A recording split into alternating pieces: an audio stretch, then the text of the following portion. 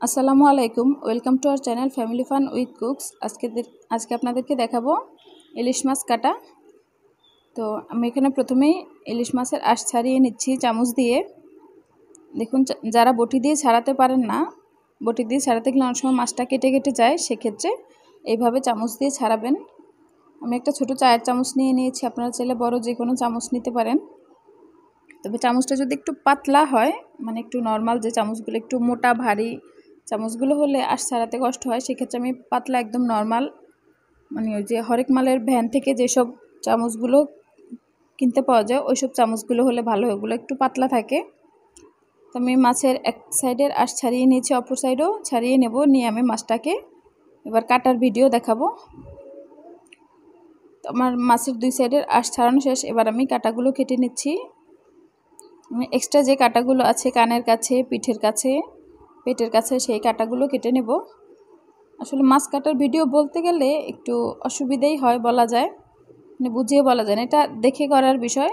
তো আমি তারপর আপনাদের সুবিধার্থে একটু বলে দিচ্ছি, আপনারা দেখি আশা করি বুঝতে পারবেন।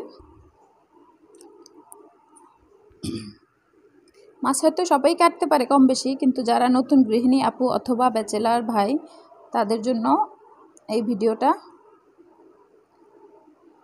আমি আমার চ্যানেলে খুব সহজ সহজ ভিডিও দেওয়ার চেষ্টা করি, একটু বেশি আর্টিফিশিয়াল ভিডিও, রান্নার ভিডিও আমি একটু কম দিই, কারণ আমার মনে হয় যেন আর্টিফিশিয়াল ভিডিওগুলোর ভিউ বেশি হলেও এগুলো বাসায় সবসময় ট্রাই করা হয় না। সো আমি ঘরোয়াগুলো চেষ্টা করি। আর আর্টিফিশিয়াল তো সবাই দেয়, কিন্তু রেগুলার যেসব রান্না ওগুলা একটু কম দেওয়া হয়, সেক্ষেত্রে আমি ওগুলো দেওয়ার চেষ্টা করি। তবে মাছগুলো কীভাবে কেটেছি আশা করি দেখেই বুঝতে পেরেছেন। তো আপনি চাইলে এইভাবে আস্ত সম্পূর্ণ মাছটাকে কেটে নিতে পারেন, বাট আমি এটাকে মাঝখান দিয়ে ভাগ করব।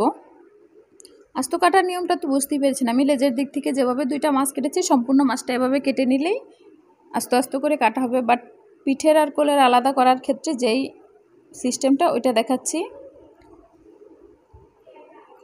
তো মাছের মাঝখানে যে কাটাটা থাকে ওইটার একদম মাছ বরাবর কেটে নিব আমরা।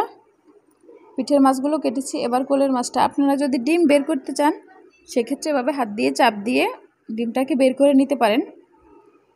বাট আমি ডিমটা বের করলাম না, কোলের মাছে তো এমনি মাছ কম থাকে, সেক্ষেত্রে ডিমটাও বের করলে এক পিস মাছ দিয়ে একজন খেতে পারে না। তো এই পর্যায়ে আমি দেখাবো আমার মাথাটা, মাছের মাথাটা। তো এটাকে আপনারা চাইলে এভাবে হাত দিয়ে একটু চাপ দিয়ে ভেঙে নিতে পারেন, এতেও কাটতে সুবিধা হয়। অথবা এই কাটাটা দেখাচ্ছি, সরাসরি এভাবে বটির নিচে ধরে সমানভাবে কেটে নিতে পারেন। এবার মাছের মাথার ভিতরের হুলাটা, মাছের প্রায় সব মাছের মাথারই হুলাটা একই সিস্টেমে বের করতে হয়।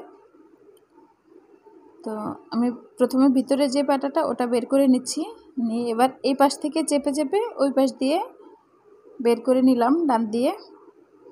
যদি একটু আটকে থাকে যে আমার মতো এভাবে, সেটাকে বটি দিয়ে কেটে নেওয়া যাবে। আর এই জায়গাটাকে একটু বটির আগাটা দিয়ে কেটে দেব। তো আমার মাছগুলো কাটা কমপ্লিট হয়ে গিয়েছে। এরপর এগুলোকে আমি ধুয়ে দেখাচ্ছি। ইলিশ মাছ অন্যান্য মাছের মতো লবণ দিয়ে বা দীর্ঘ সময় ধোয়া লাগে না, এটাকে পানি দিয়ে জাস্ট 2-3 বার ধুয়ে নিলেই হয়। নর্মালি 3 বার ধুলেই হয়। তারপর যদি আপনার মনে হয় তাহলে আরেকবার ধুয়ে নিতে পারেন। মাছ তো আপনি ধুয়ে, ইলিশ মাছ বিশেষ করে ধুয়ে রেখে দিন, একটু পরে দেখবেন আবার রক্ত পানি বের হচ্ছে, সেক্ষেত্রে আপনি চাইলে আরও 2-3 বার ধুতে পারেন এক্সট্রা। তো আমার মাছটাও 3 বার ধোয়া হয়ে গিয়েছে। আমার ভিডিওটি যদি ভালো লাগে তাহলে অবশ্যই like, comment, share and subscribe করে পাশে থাকা বেল বাটনটি ক্লিক করে অল নোটিফিকেশনে দিয়ে রাখবেন। আর যদি কোনো প্রশ্ন থাকে বা কোনো রিকোয়েস্ট থাকে বা কোনো ভুল ত্রুটি থাকে, সেটা অবশ্যই কমেন্ট বক্সে জানাবেন। তো আমি মাছগুলোকে এবার উঠিয়ে নিয়েছি একটা পাত্রে। এবার আমি এগুলোকে রান্না করব। অবশ্যই ইলিশ মাছ রান্নার ভিডিওগুলি দেখবেন। আমি এখানে অল্প অল্প করে এই মাছটা দিয়ে মোটামুটি 2-3টা রান্নার ভিডিও শেয়ার করব। তো আজকে আমি